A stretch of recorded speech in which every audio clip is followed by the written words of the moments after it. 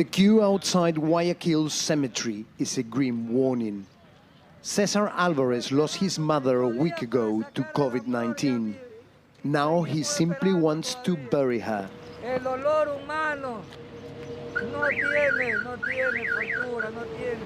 Así vivimos nosotros los ecuatorianos y nadie nos representa, estamos solos. Most families like Cesar had to keep their loved ones' bodies at home for several days after authorities became overwhelmed by the number of dead. To protect against the smell in this tropical city, coffins are wrapped in plastic for a final farewell.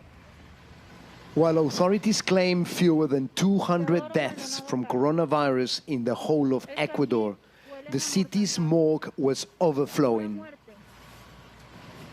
Esta es la realidad.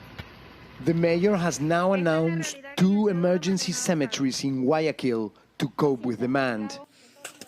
Despite an early lockdown in February, videos by desperate families show a city in chaos.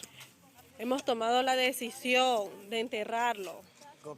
Corpses kept in houses, on the street, some even abandoned.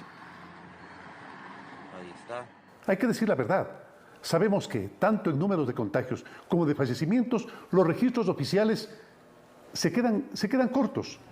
The president's admission did little to calm the anger here. Necesitamos la ayuda internacional para que la gente no siga muriéndose. And as the frustration boils over, inside, the medics are facing an existential crisis.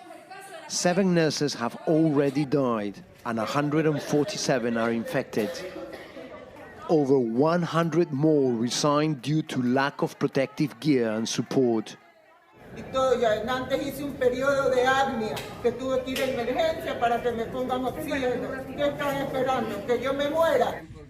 Petita's husband, Orlando, was sent home from the same hospital after doctors said they had no way to treat him. After he died, his body lay in the living room for 4 days before they could bury him.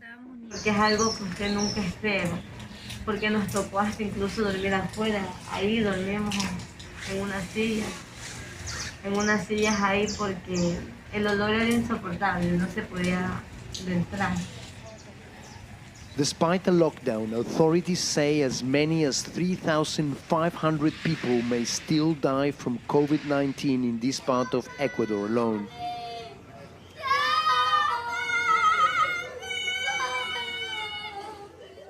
With vast levels of inequality and little investment in public health, Latin America is ill-equipped to cope with the coronavirus crisis.